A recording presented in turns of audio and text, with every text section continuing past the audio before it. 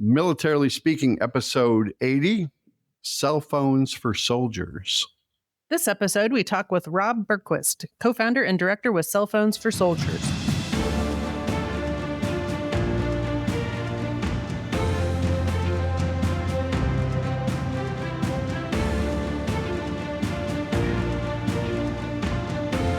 Welcome to Militarily Speaking, brought to you by Armed Forces Bank. This is Tom McLean and Jodi Vickery.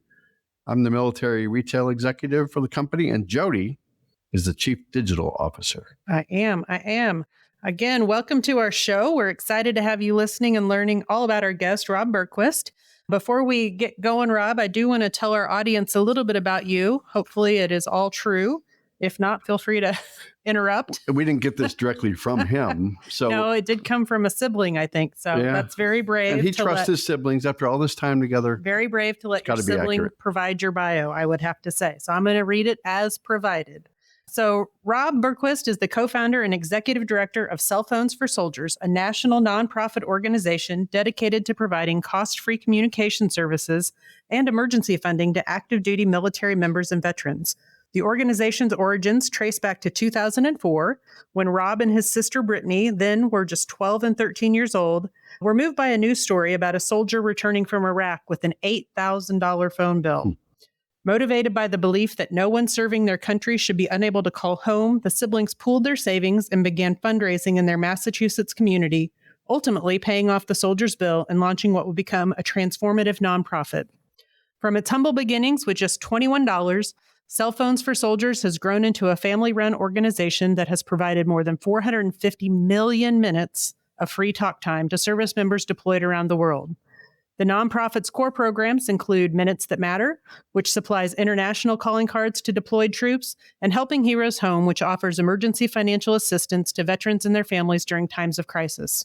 The organization's impact is made possible through the collection and recycling of used cell phones and electronics, a model that not only funds its services, but also reduces electronic waste. Over 25 million phones have been responsibly recycled to date. That's a big number. Under Rob's leadership, Cell Phones for Soldiers has continued to evolve to meet the changing needs of the military community. Most recently, he spearheaded the launch of the Cell Phones for Soldiers mobile program, which provides free smartphones and a year of paid service to veterans in need. The initiative helps veterans stay connected to vital resources, seek employment, access healthcare, and maintain ties with loved ones as they transition to civilian life. The organization's goal is to connect 30,000 veterans in the next 3 years through this rapidly expanding program. His commitment to service and innovation is rooted in his own background. Growing up in Norwell, Massachusetts, in a family of public school teachers, he learned the value of community and giving back at an early age. His experience founding and running a nonprofit as a teenager inspired him to pursue a business degree at the Eisenberg School of Management at UMass Amherst, equipping him with the skills to lead Cell Phones for Soldiers into its third decade. Today, Rob remains at the helm of Cell Phones for Soldiers, driven by a passion for supporting military families and a vision for sustainable, impactful service, and his work continues to bridge the gap for those who serve, ensuring that no service member or veteran is left without a lifeline to home. Welcome, Rob. It's an honor to have you on our show. Thank you for being with us. I'd love to have you tell our audience a little bit about your organization, just big picture, maybe the beginnings of it. I know we've just gone through your bio and shared some of that as well, but I'd love to hear that in your own words. Yeah, Jodi and Tom, thank you for having me on. It's always a pleasure to join a podcast that's interested in learning about organizations like Cell Phones for Soldiers. So I'm proud to be on the show today, and thank you for having me. So Cell Phones for Soldiers really was kind of started at our kitchen table. My sister Brittany and I were 12 and 13. I was 12, Brittany was 13. We were getting ready for middle school one morning. And every morning that we got ready for school, my parents would have the local news broadcast just playing the news. And we're going about our morning and we hear this story of a soldier serving in Afghanistan who was calling home to his family. And before he knew it, he had rung up an $8,000 cell phone bill through roaming charges. He didn't know that there was roaming charges. He was connecting to a local landline, and then the roaming international charges just piled up. So he was getting phone calls around the holidays. It was right around Thanksgiving that he was getting these phone calls from the carrier telling him to pay this large cell phone bill. And he went to the news and we heard that story. So I had two cousins who were actively deployed at the time. One was in Iraq, one was in Afghanistan, and we hadn't heard from them in over 2 weeks. And so combined with this story of a soldier with an $8,000 cell phone bill and not being able to hear from our cousins, we just stopped in our tracks and we're like, what the heck is going on overseas? And we initially just wanted to do our small part. So we ran upstairs, we got our piggy bank money, we brought it down, and we went to school that day. We asked our classmates for some additional cash that they might have had for school lunch money. And we came up with $21 after that first day. We went to our parents and said, hey, here's $21 for this guy. And my parents, being school teachers and being the great mentors that they are, really harnessed that we wanted to support and got us connected with our local bank. We opened up a bank account. The bank thought it was such a great idea. They gave us $500 and waived all of the account fees for us to get started. And we were off and running. We held car washes and bake sales in our hometown of Norwell, Massachusetts. And our community really gravitated around us to help us with this initiative. And after the car washes and the bake sales, we were successful in getting over $8,000 in donations to pay off this phone bill. When we were successful in raising that money, the story really took off. And what I like to say is we went viral before viral was even a thing. 2004, viral wasn't even coined yet, but that's what happened because we had a great story. I mean, we were, again, a brother and sister, 12 and 13 years old.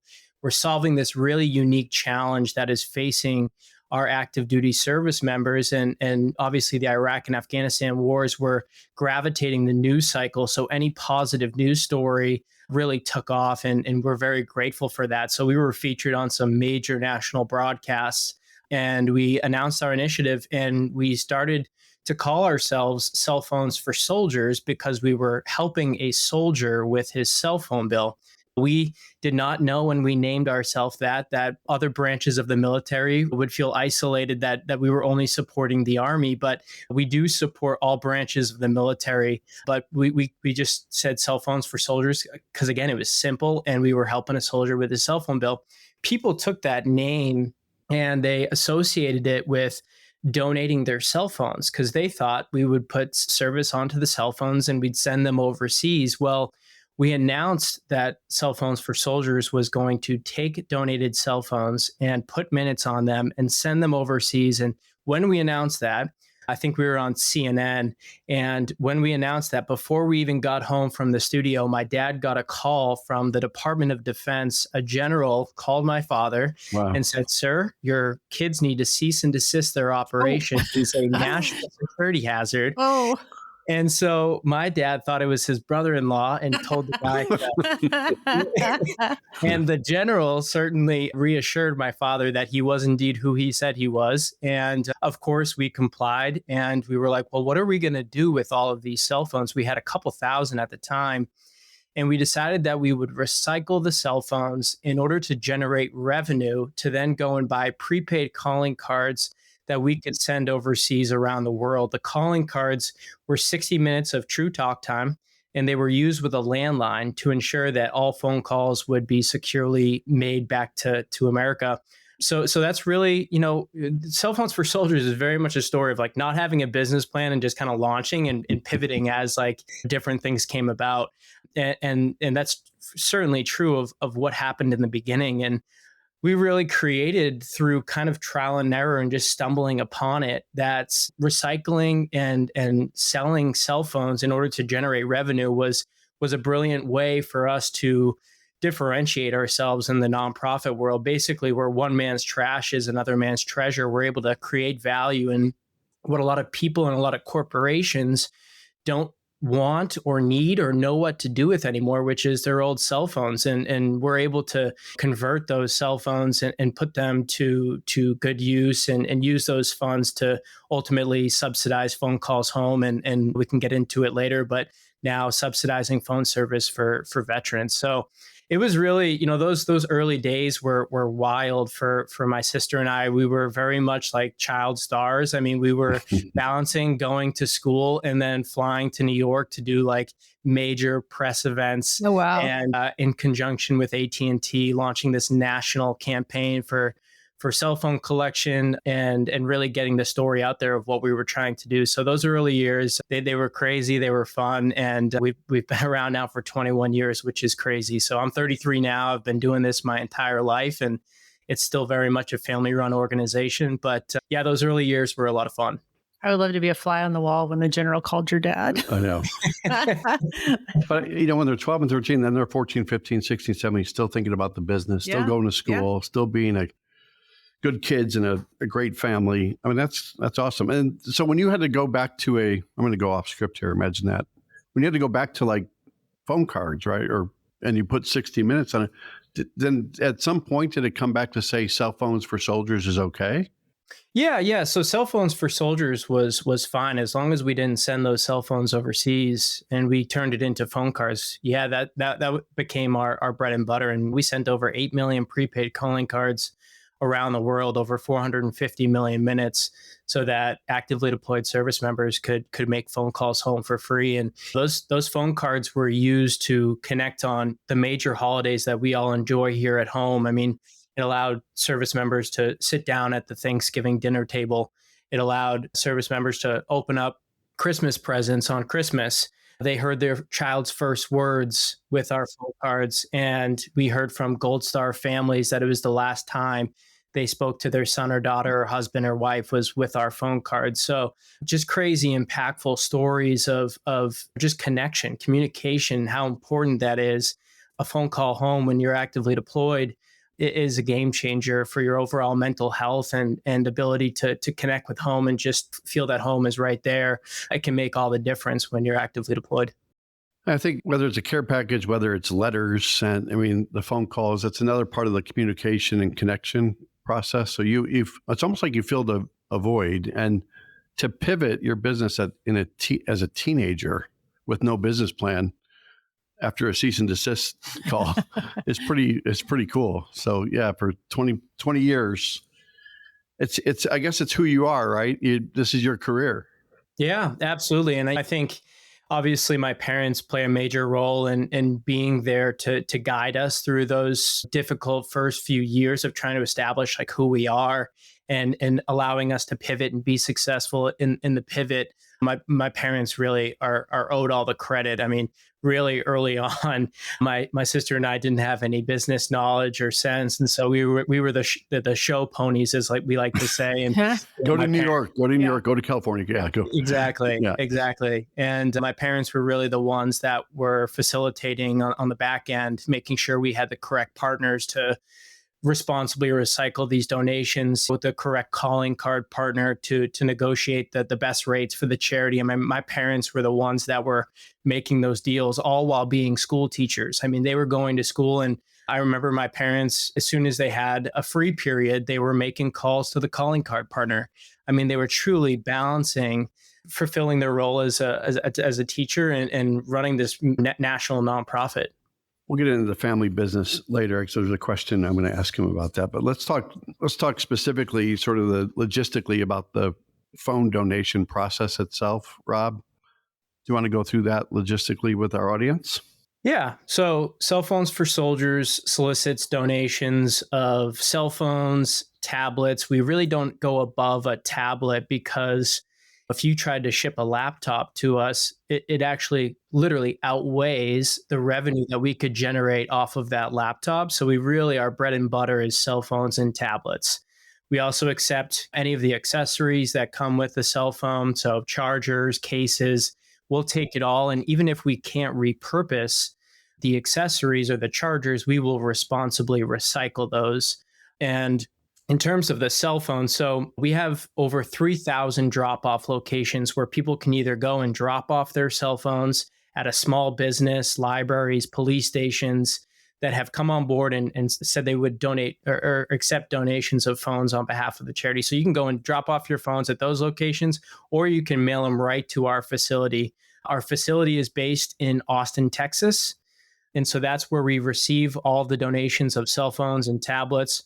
Basically, we'll open up that package based off the make, model, and condition of the phone.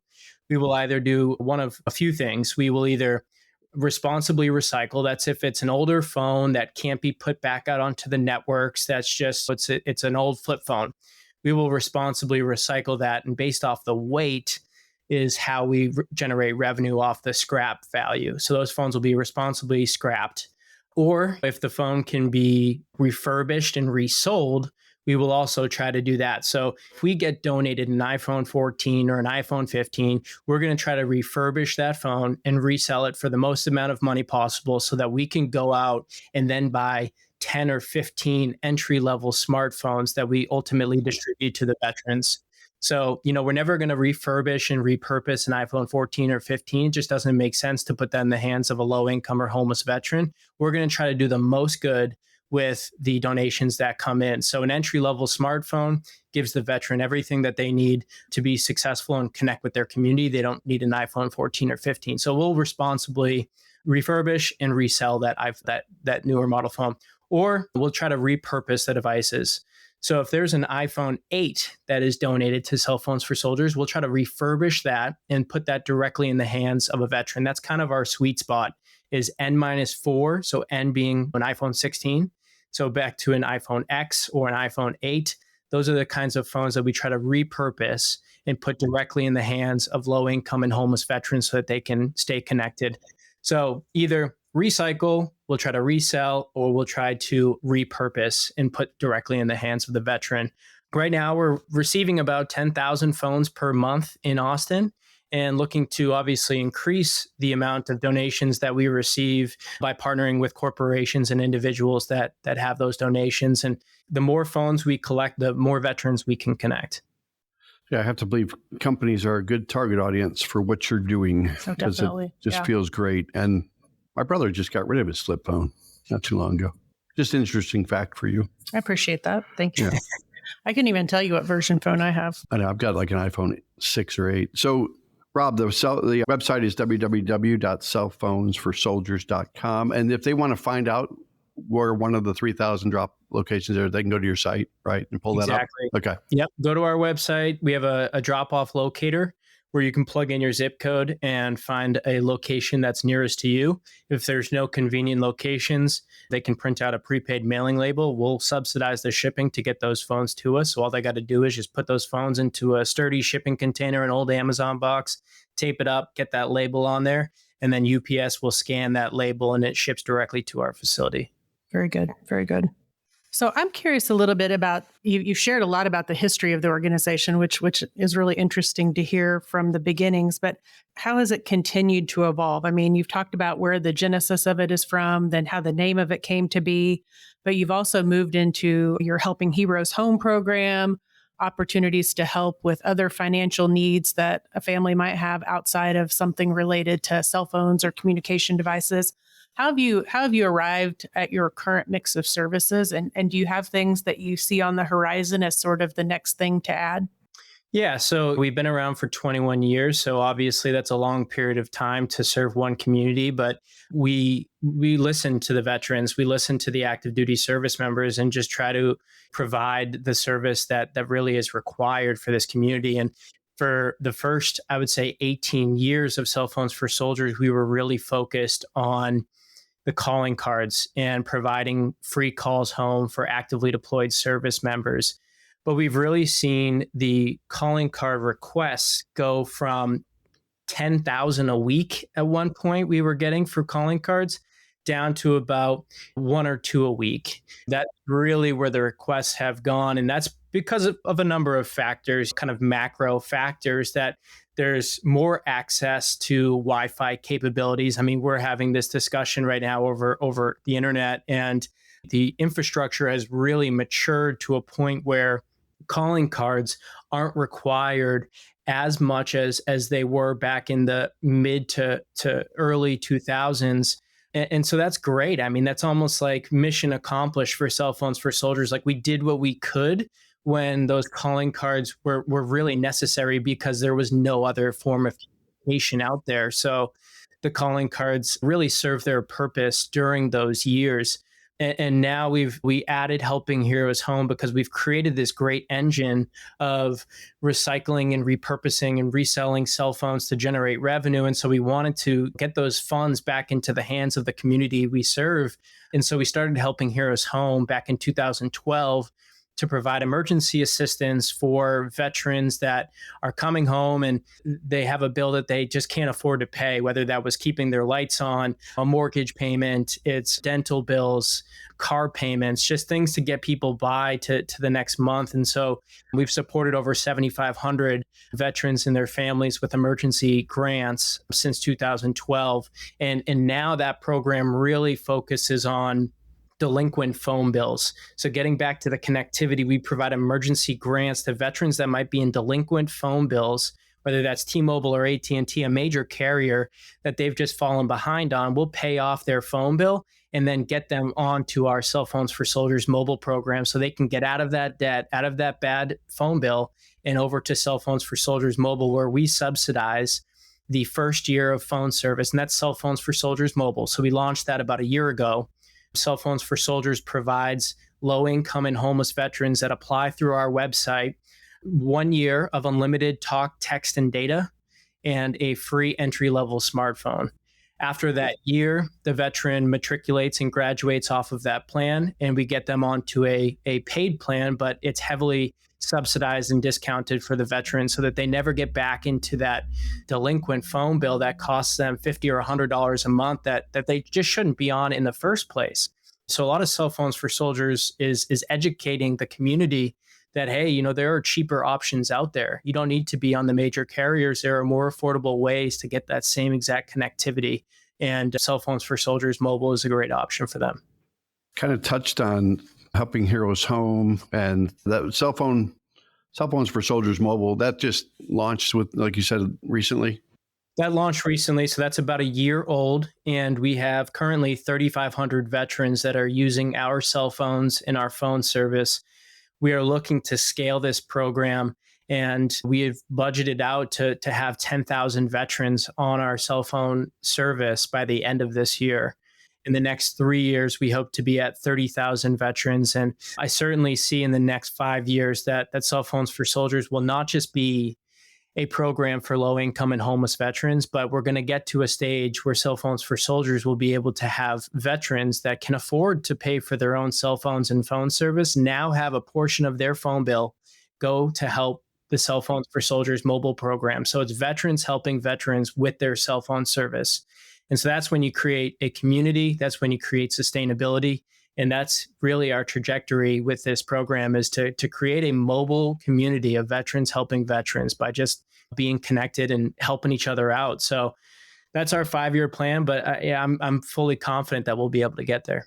I love that. He's well ahead of his time. So you talked about like an application process or a qualification process, right? So I'm not going to just let my phone bill go delinquent and think that you're going to be there to save me, right? So there's a process you use to underwrite or qualify people that are eligible either from low to moderate income or from a certain standard you put in place?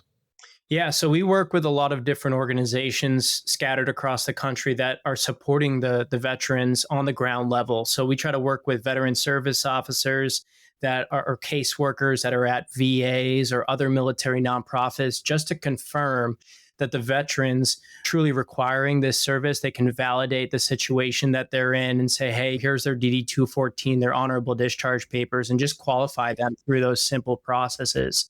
Once they submit that application, we kind of review it and just make sure that this is an issue that we can support with. And once that's approved, we'll make that payment to the carrier and get them over to Cell Phones for Soldiers mobile. Thank you. That wasn't part of today's discussion, but you just got me inspired, so I had to ask you that question. You done now, Tom? I'm finished. Just checking. So as we've done this podcast, I can't believe we're on episode 80 already. Or some days I could actually believe we're on episode 80. You're trying to get to a certain number where you can just quietly exit, right? Yeah, There's that. There's that. Just kidding. We've met a lot of really awesome human beings, organizations along the way. Oh, yeah. Like-minded with everything that you're sharing about the heart of your organization. And I think that would definitely benefit, maybe even from connecting with you and your organization.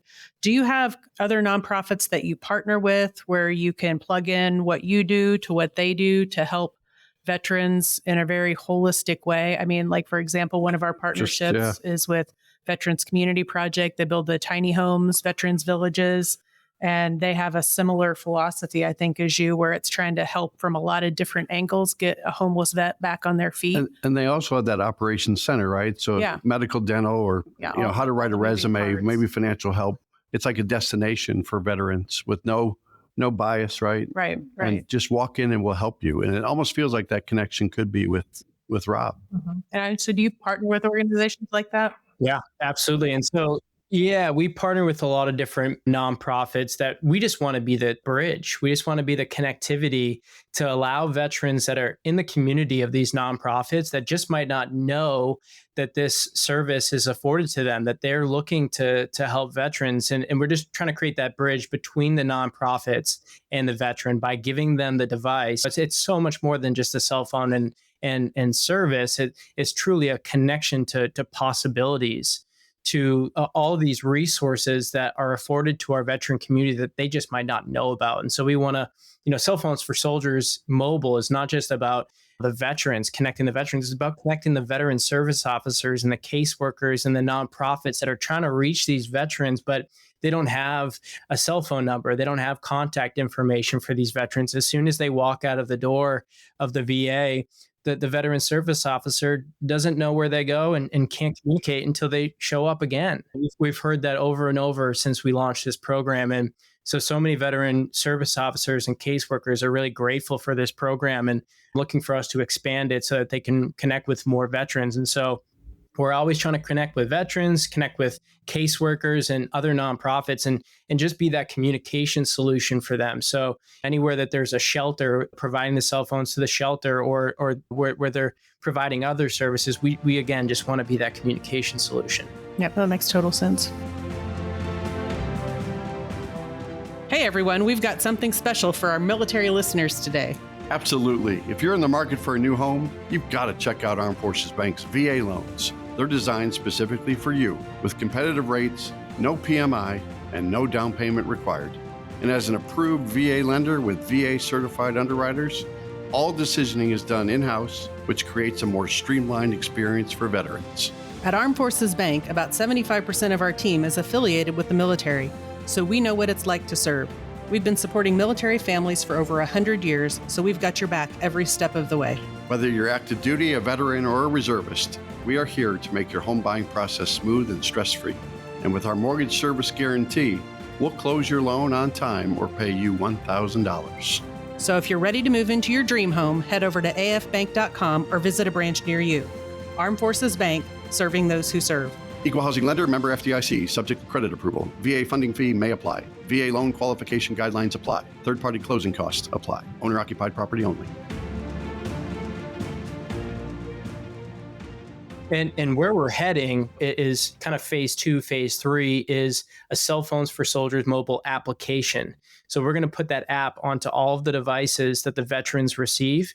And so when they get their phone, they're not only going to get an entry-level smartphone and 1 year of unlimited talk, text, and data, they're also going to get an application that they can click on that finds, based off their geolocation, all of the services that are afforded to them and the distance, the point of contact. It'll have all of that information. So it's just a click of a button. We do the legwork for the veteran, and they can find real solutions that get them back on their feet for whatever they are dealing with.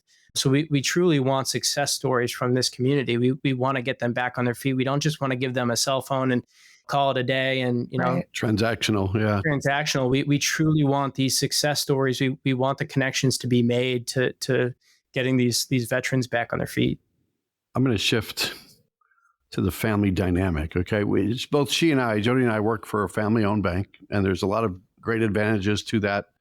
The family members are all entrenched and engaged in the daily business. So when you have yourself and Brittany and Courtney, right, are pretty active in the business. Do you want to talk about what doesn't work or not? Come on, there's got to be some story you're going to tell us about I don't want to work with my sisters anymore, right? Yeah. No, you know what? Working with family is always great. I think it changed the dynamic of our family because we would come back from school, or like I was down in Atlanta. That's where our previous headquarters was. And I'd come home after being away for a month down in Atlanta. And the first thing my mom would ask me about was something with the charity. And I was like, well, I'm okay. I'm doing great. It's Mom. Yeah. I'm your son. Yeah.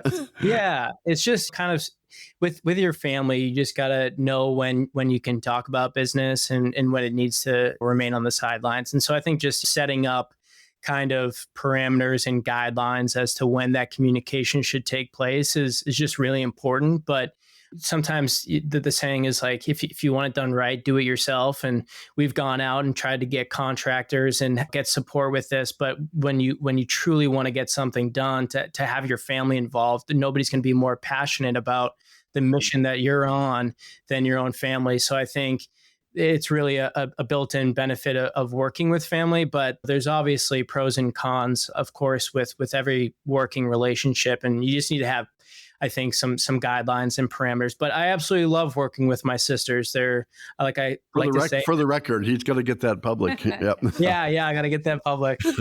But I always say they're smarter and they're better looking than I am. So it's just great to have them on the team and be able to lean on them and their expertise. And Brittany, she was the co-founder of the charity. She went off and pursued a nursing degree, and she's come back with all of this experience to really help a lot of the veterans that are calling in and looking for services. She's able to provide that voice and speak that language that the veterans really are looking for when they call in looking for support. And so to have Brittany back involved, to have Courtney working for us, she's just so talented and so smart that she really helps us with all of the veterans that are coming to us. We're getting about 100 applications every, I would say, 3 days.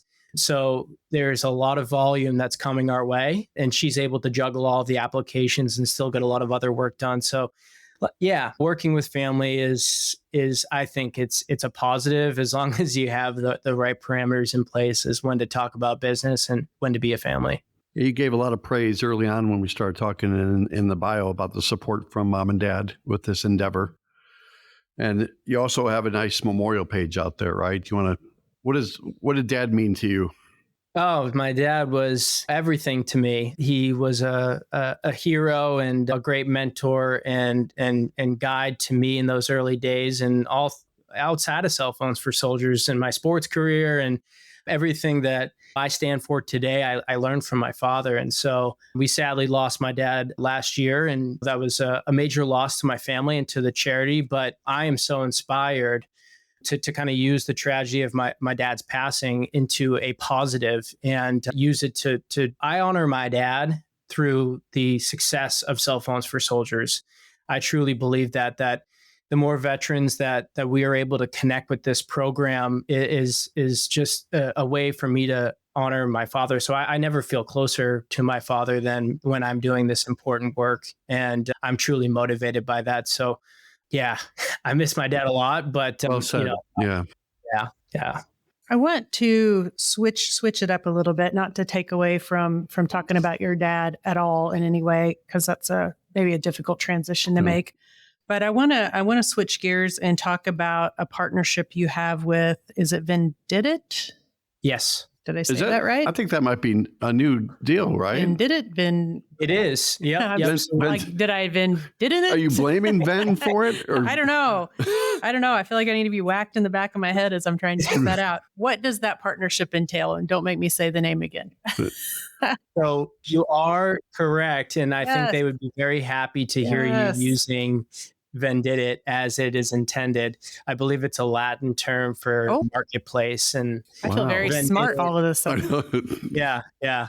But no, that partnership is huge for us, and so they're the company. So Cell Phones for Soldiers has to partner with a 3PL, a third-party logistics company that basically handles all of the logistics of donations. So I'm currently in Massachusetts. The operation is in Austin, Texas. When we get those 10,000 phones every month, we require some support in terms of opening up those boxes, identifying what the cell phones are, And it's really, it's a fascinating business of saying these phones we need to wholesale because they are selling for this amount of money. I mean, there's a matrix of decisions that has to be made every day on the donations that come in. And we leave that to the professionals that are embedded in the mobile industry to make those decisions for us. So we can be more kind of like out and up, and they're down and in on the operations, making sure that we're generating the most revenue. So Vendita is really the engine that powers the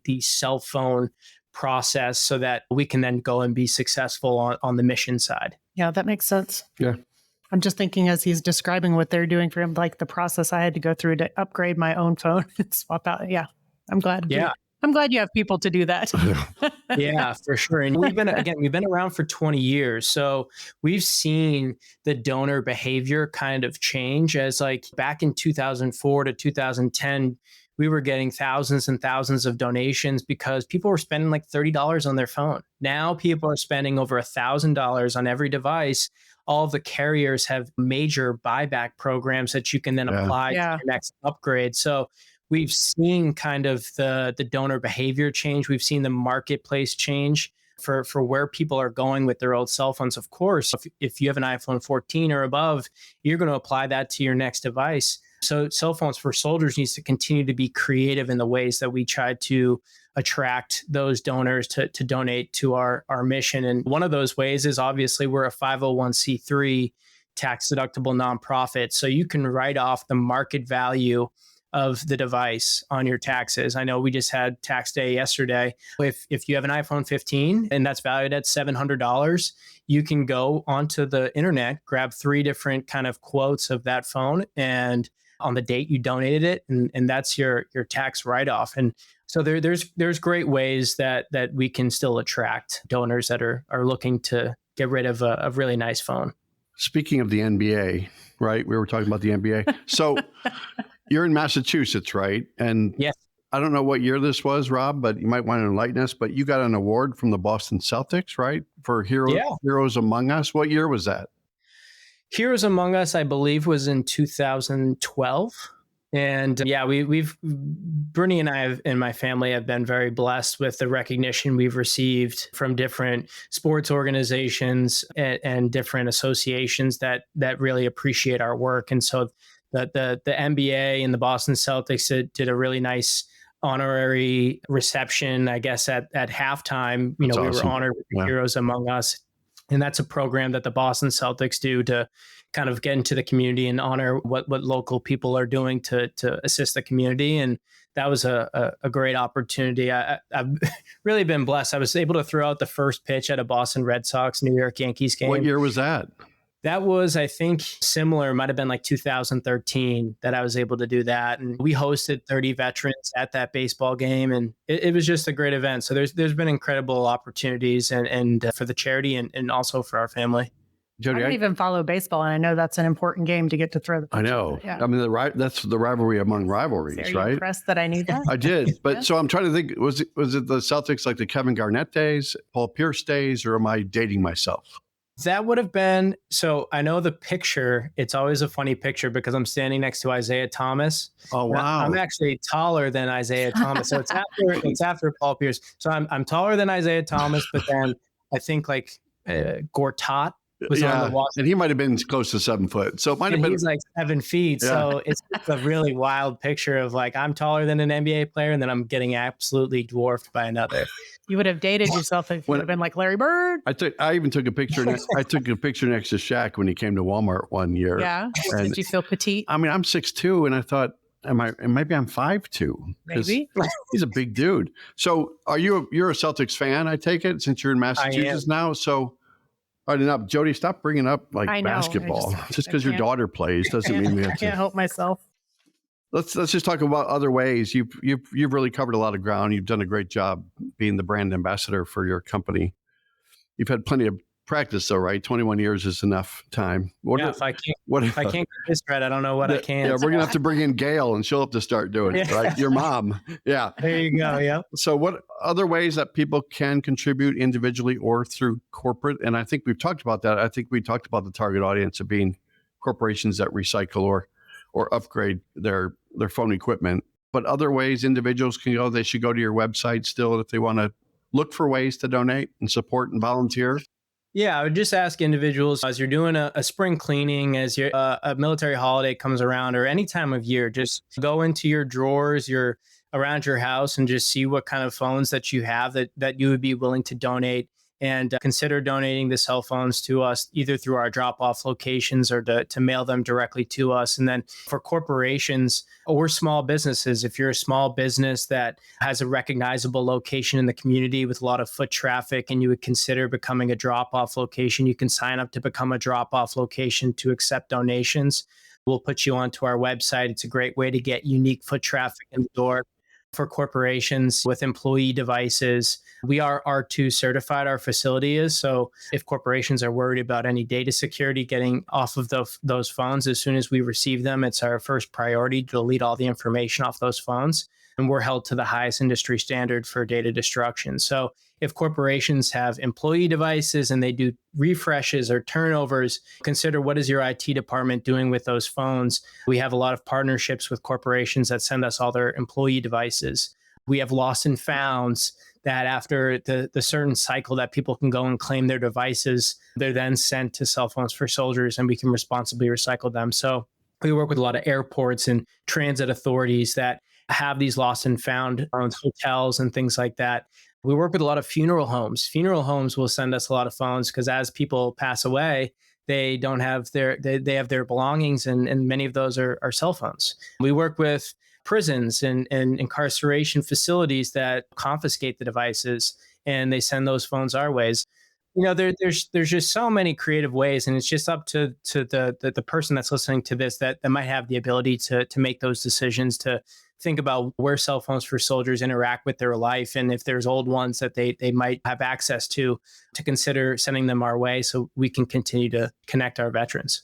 It's pretty cool that when your sister reached out to me and told me how exuberant you were to be able to share your story, tell our audience about who you are, because this is all one of those hidden gems thing that we stumble across them, right? And you think the name of the company, you would think, wow, they just do one. They're just really basic, right? They just do cell phones for soldiers. But to go 10-fold, 20-fold, and probably unlimited, what the potential is for this company. And maybe you need a branding company to come in and figure out, wow, they're more than just cell phones for soldiers. And let's see what they really can become. So I think it's kind of exciting to look on the horizon 5 to 50 years from now when you pass it on to other family members, and be cool.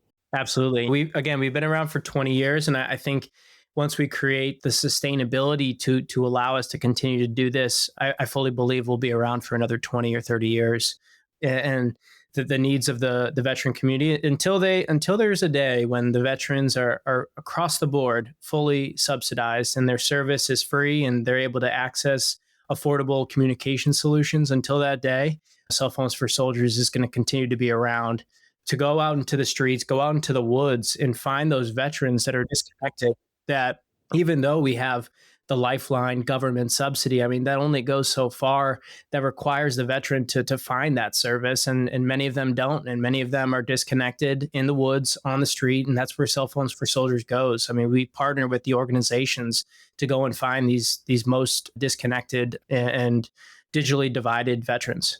As you're thinking about a story, maybe, or there's a lot of good testimonies out there about how you've helped the world. But if there is a story that comes to mind about, wow, you've probably got a million of them. I know. How do you find the right one and say, wow, we did this and had this impact on this person or this group, or just a story that comes to mind when you're on your road show and you're talking about your organization? Is there something that comes to mind?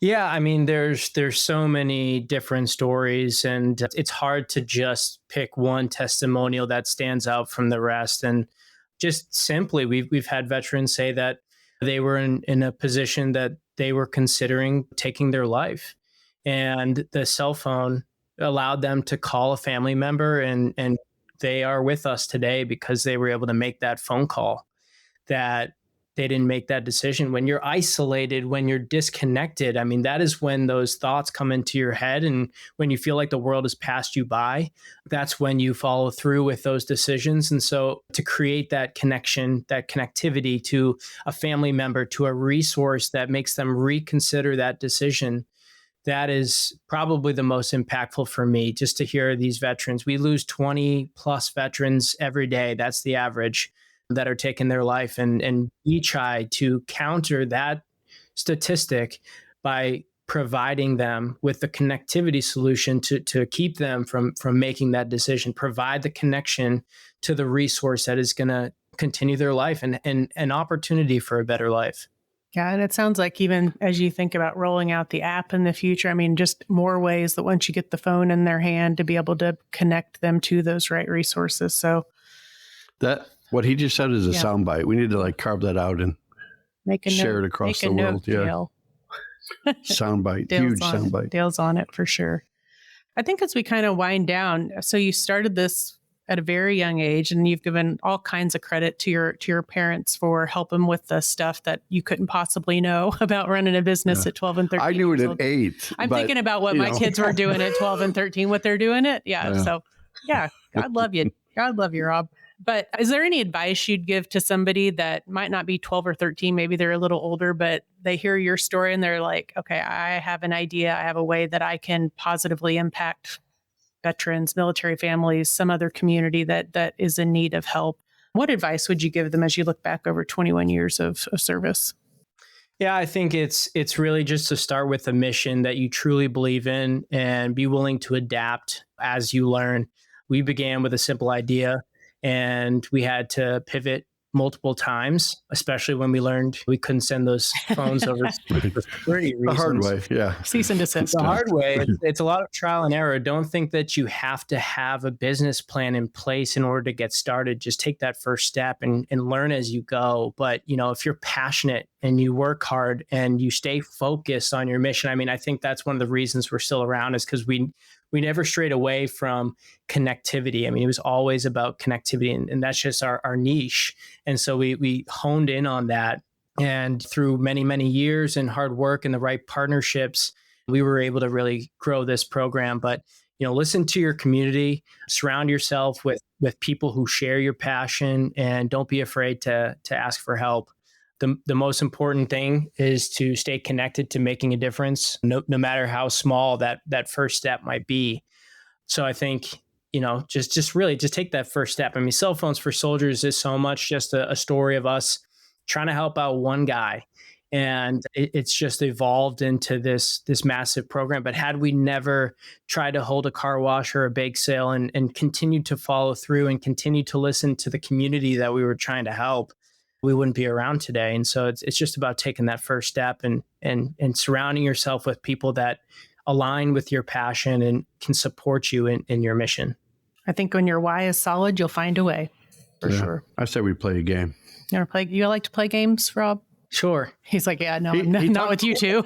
He talks.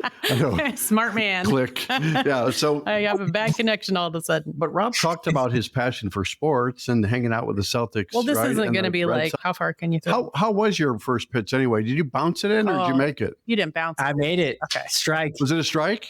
It was a strike. Yep. Do you have footage? I need to fact check that. That's a good question. I know we have pictures. Well, you could always Photoshop those, right? You could just. I had great form. I recall it being a strike. Oh my gosh! So we are not going to play softball or baseball. We're going to play basketball. We're going to play in the military minute.